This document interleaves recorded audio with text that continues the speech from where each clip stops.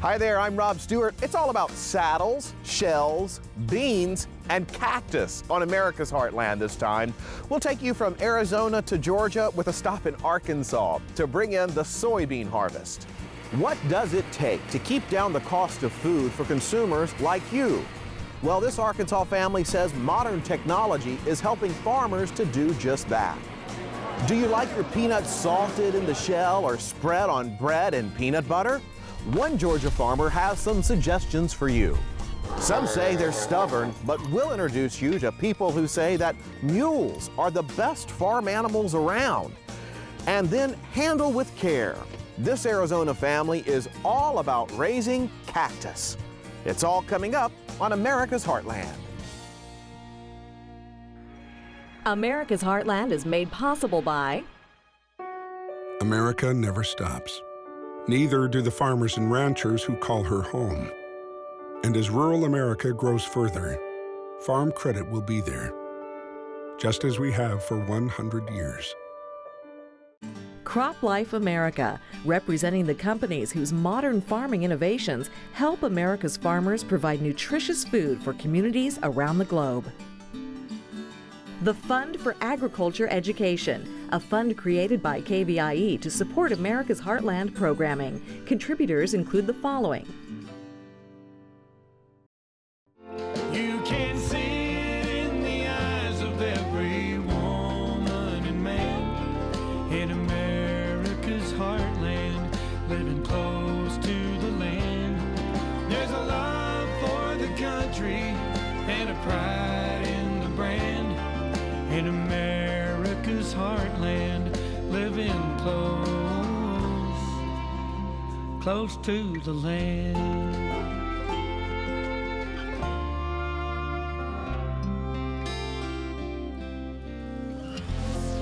We're so glad you could join us on America's Heartland. The great success of American agriculture reflects not only the hard work being done by the country's farmers and ranchers, but also their ability to utilize new technology to improve methods of production and crop yields.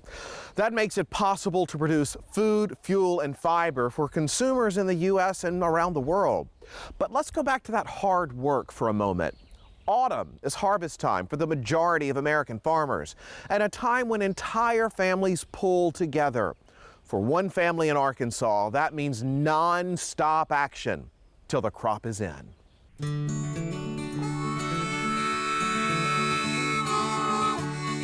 Look in any direction on this central Arkansas farm, and it's soybeans as far as the eye can see. From sunup to sundown, huge combines comb these fields, cutting the beans from the ground. Let's give you a view that you may never have seen before, inside the giant equipment hauling in the harvest of one of the most versatile crops in the world.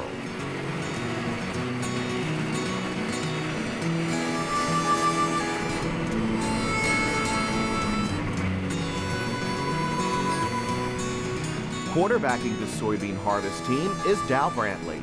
Dow and his dad are partners at Brantley Farms. It's a big operation, growing more than 9,000 acres of crops each year.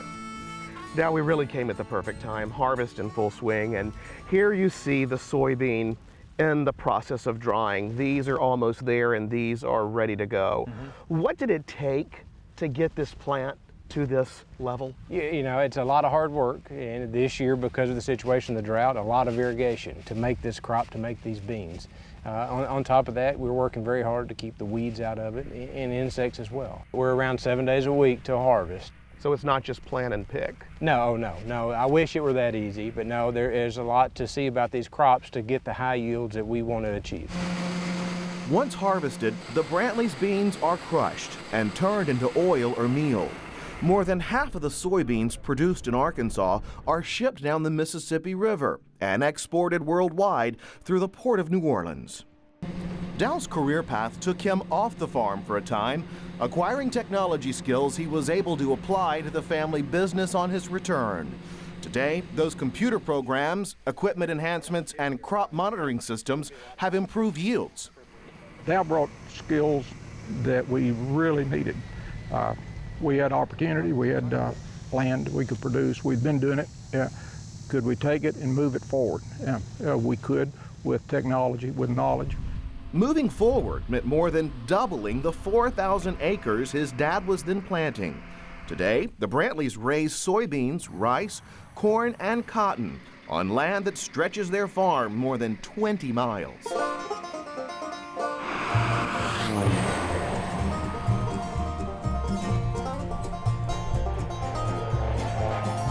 The Brantleys' crop duster took us high in the sky to overlook their expansive operation.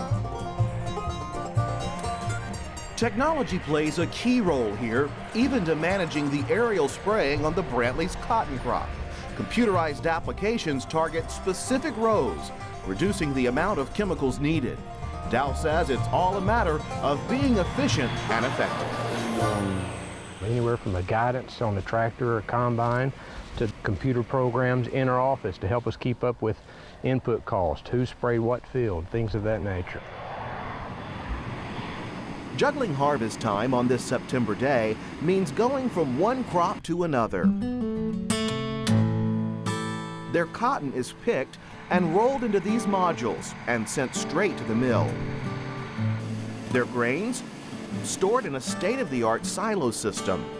Dow and his dad can oversee all of their harvesting from the fields or from their home office with computers and GPS monitoring. Dow says technology like this is expensive, but pays off in lower cost for consumers. It allows us to keep a affordable food and fiber supply here in the U.S., keep those prices low. Our job is to produce at the lowest cost that we can, and we do. But make no mistake, what really holds this farm together is family, a bond between father and son rooted in the land they love. Well, it's a noble. I mean, the farming thing and the family farm, that's very precious to me. I enjoy every minute of it, working with family members, and I hope he continues to be here for a long time. So we're both having fun together. We truly are. We're blessed to have some good land. We're blessed to have some very good employees, and without them, we wouldn't be where we are today.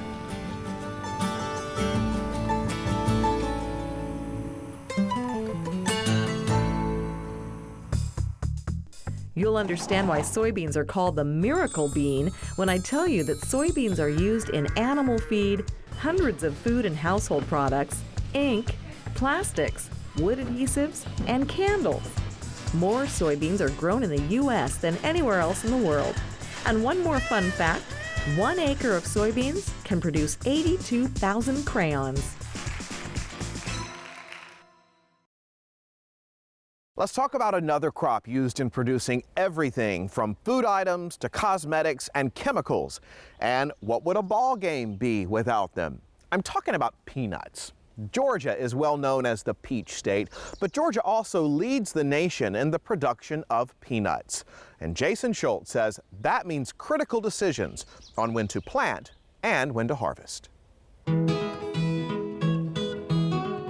When it's slathered between bread slices, it's instant smiles all around. I'm talking about peanut butter. It continues to be a kid favorite. Americans will consume more than 700 million pounds of peanut butter each year. So these nuts are just about ready to harvest? Yes. Almost half of the peanuts grown in the U.S. come from Georgia, and farmers like Armand Morris are, well, nuts about their industry. I'm about a 6th or 7th generation farmer, I reckon you'd say. So you know, my parents grew peanuts, my dad grew peanuts. Spending a few hours touring peanut country with Armand, I quickly discover that growers here are part farmer, part peanut promoter. We eat peanut butter on dry wheat toast every morning with our breakfast. I bet. And peanut butter makes oatmeal better too. It gives it some flavor, and not only that, you get your protein too out of your peanut butter. I bet if since you're a peanut farmer, I bet most everybody in Georgia, you're trying to put peanut butter on everything, aren't you? You bet. You bet. Hamburgers and peanut butter make a hamburger better. You bet. Peanuts are legumes that grow just under the soil. You wouldn't know it looking at this green carpet that covers the state, but there are millions of peanuts hidden underneath. This one is ready to go? Yes, yes, it's ready to harvest. Farmers in Georgia will grow more than 1 billion pounds of peanuts a year, most of which will find their way into peanut butter production. The bigger roasted peanuts that you find at the ballpark are a different variety grown elsewhere in the South. These are peanuts that are going to end up as peanut butter? They'll wind up as peanut butter ultimately, that's correct. Fall in Georgia is peanut harvest time, and timing is critical. Farmers must know exactly when their crop is ready. So Armand and other farmers get help from the University of Georgia Extension Service. Using the whole scrape method, researchers test a small sample of nuts to see if they're ready. Once they get the green light, it's digging time. Armand uses a digger to pull the plants and flip them over sunny side up to heat them up and dry them out. Then it's time to harvest and dry them even more. But before these nuts ever become an essential ingredient in ants on a log, they'll have to be dry roasted and ground. While peanut allergies have impacted sales, peanut butter popularity remains high. In an economy that we're in, folks are looking for something that's good and good for you and doesn't cost a lot. Our peanut butter consumption is at record levels right now. That's good news to the 5,000 farmers growing peanuts here in Georgia.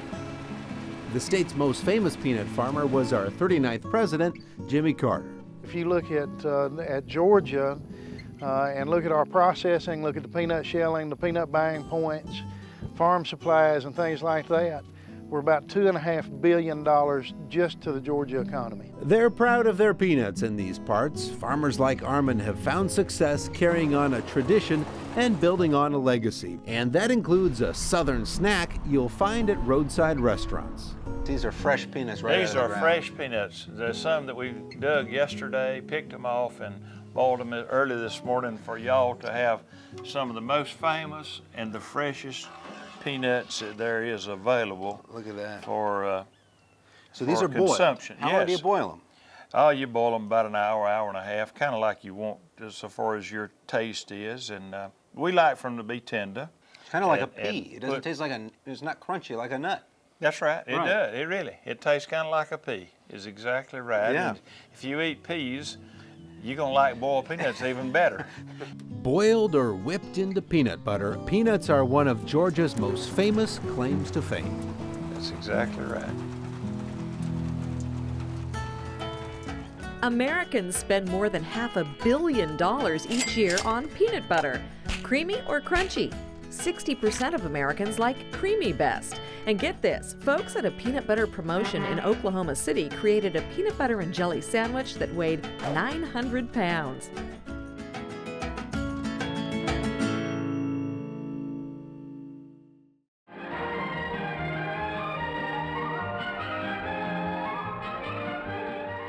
Are you a fan of Mexican food? It is a fast-growing segment of the American diet. Head to the grocery store and you'll find a variety of salsas, canned and fresh jalapeno peppers, black beans, refried beans, and of course you'll find tortillas. Just a generation back, tortillas would only be found in ethnic grocery stores or in very limited offerings at your local supermarket. But not today. More than 1,000 companies make tortillas across the U.S. with annual sales in the billions of dollars. Tortillas are an unleavened flatbread made from corn or flour mixed with a little shortening of salt, then baked. By the way, if you think about it, the tortilla looks a lot like a French crepe or Eastern European blintz. Those, however, are made from flour, eggs, and sweetener. And while pizza makers may object, some pizza fans are even using the tortillas as a base for mini pizzas made from cheese and your favorite toppings, Mexican or otherwise, senor.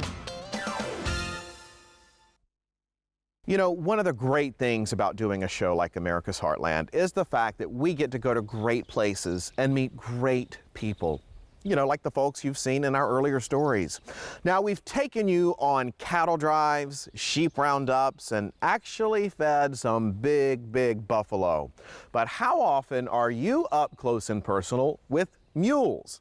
Our Sarah Gardner says that's the whole point of Mule Days in Tennessee.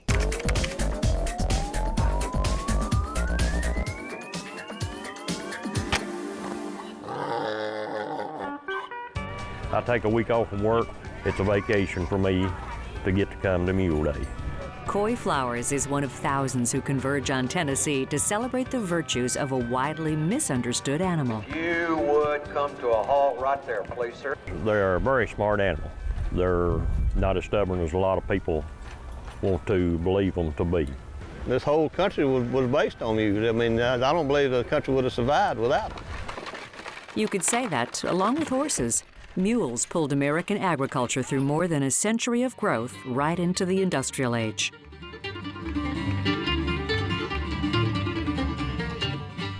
Mule Day had its beginnings in Colombia as Breeders' Day, way back in the 1840s. Farmers and livestock breeders would bring their animals to market every April to show, buy, and trade. Millions of mules were still helping work farms throughout the Heartland right through the early 20th century, and mules often brought higher prices than horses. Well, this is the way people worked years ago. I mean, this was a trucking outfit. You look on your Teamsters logo, you'll see a big mule head. Well, that's how it all arrived. How could a mule be worth more than a good horse? The mule experts say these half donkeys, half mares have horses beat in the categories of strength, endurance, and disposition. That's right. Mule owners say they're downright even-tempered. But what about that famous stubborn streak? The thing about a mule is smart. He never forgets anything you teach him. And if a mule has a bad habit, it's because someone taught it to him. And they're harder to break from a bad habit. But the stubbornness comes from the people that try to train them and don't know what they're doing. Today, owning mules is more of a hobby than a necessity. But some farmers still haven't completely given up the old ways. I still do some farm work with them. What hay I put up, I cut with mules. John Skillington certainly knows the value of these creatures. He's had mules ever since he was a child on the family farm. Now a hobbyist, he's very particular about what he looks for in an animal. We'll start with this mule's head. She has a right good head. See, it's fairly long. She's good between the eyes. Her ears are good. And if you notice, it's just the least bit roving. It's not straight or dished. I like that. Mules come in all shapes and sizes, from the mini to the mammoth. This is a leopard Appaloosa mule, and his mother was a brown and white horse. His father was a mammoth black jack. He was a total surprise. One highlight of the Tennessee Mule Days is the gaited mule competition. It involves some very special equine friends.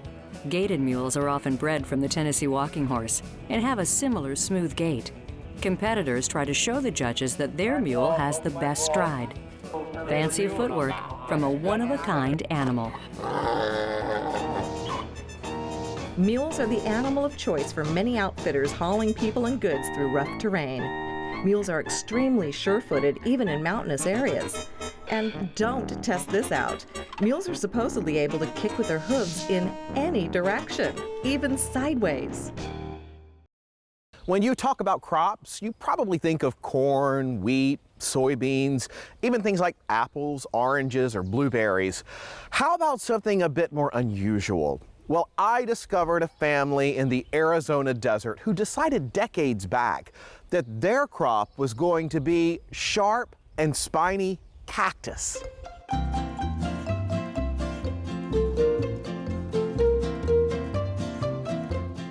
Meet Diane and Dan Bach. They own a sprawling cactus farm in the heart of America's Sonoran Desert just outside Tucson. For decades, they've been raising one of America's most unusual crops, pristine and prickly prized plants. You came on an awesome day. Well, I'm so glad that it worked out that way with Mother Nature. Tell me how big this place is, because I've never seen an operation this large with cactus. Well, we're on 10 acres here, and we have 20 greenhouses. Some folks consider Dan Bach to be the king of cactus. The Bach's Arizona nursery business is well known and so large that we had to hop on board these makeshift carts to take a tour. Our timing was perfect, however, since on this summer day, cactus flowers were in full bloom. 10 acres, Dan. So much to see. Lots and lots of cactus that I'm looking forward to showing you around. Let's go. We have a great tour planned for you today. Okay. A lot of pretty flowers. Horticulturalists estimate there are thousands of varieties of cacti. On any given day, Dan and Diane have about 500 different kinds. But over the course of the year, this nursery alone has more than 1,200 varieties. Dan, I had no idea there were so many varieties of cacti. You know, it's very important for a lot of varieties because people come in and they want to add color to their garden or shape or a form. So we have mounding plants, we have tall columnar plants, we have flowering plants. We just have plants that make their yards beautiful. And remember now, all these plants are low water use. This is perfect for the time where everybody's concerned about water loss and water use, and so everybody's going to xerophytic plants. I keep seeing these huge beds along the way. What is that over there?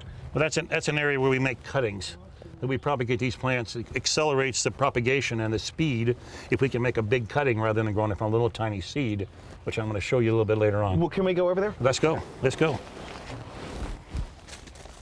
So here's that cutting bed, and horticulturally, I'm fascinated with the cactus because you can do so much so quick.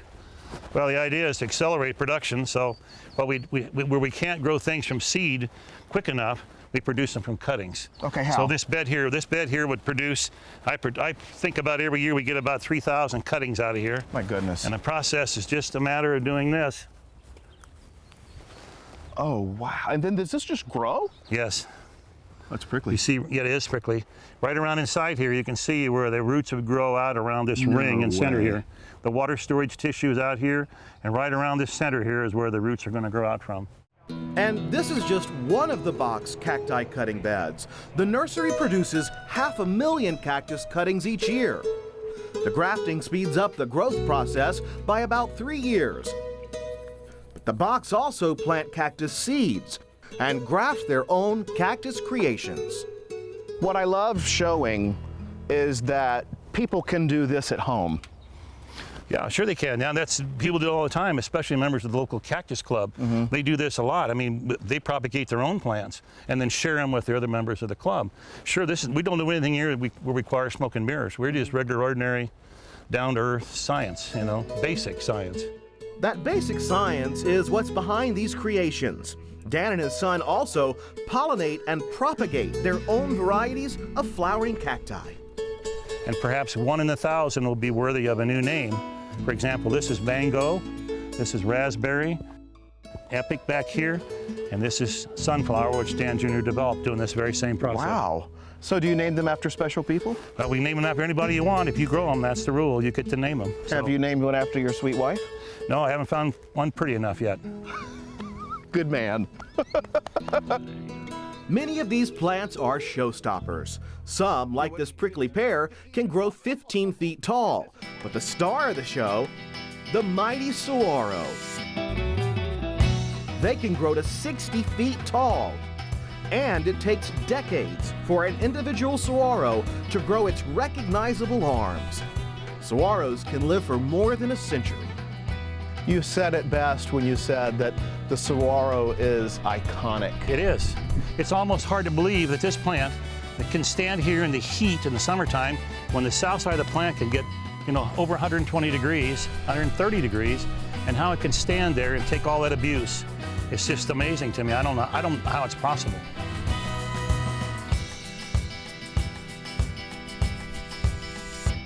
Rob, come here. I want to show you something. Okay.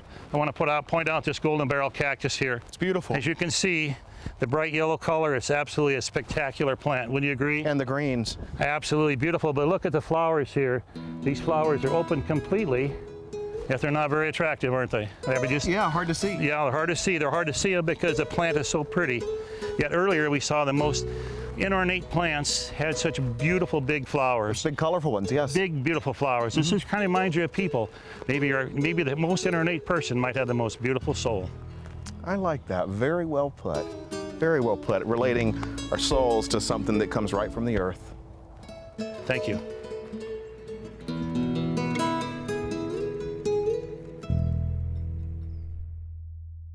Definitely different.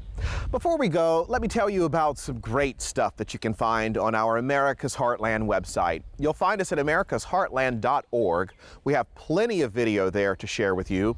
recipes from our Farm to Fork segments, and links to other ag information as well. And don't forget, you can find us on Facebook. Check out our content on the America's Heartland channel on YouTube. That's going to do it for us this time. We're so glad you came along to travel the country with us on America's Heartland.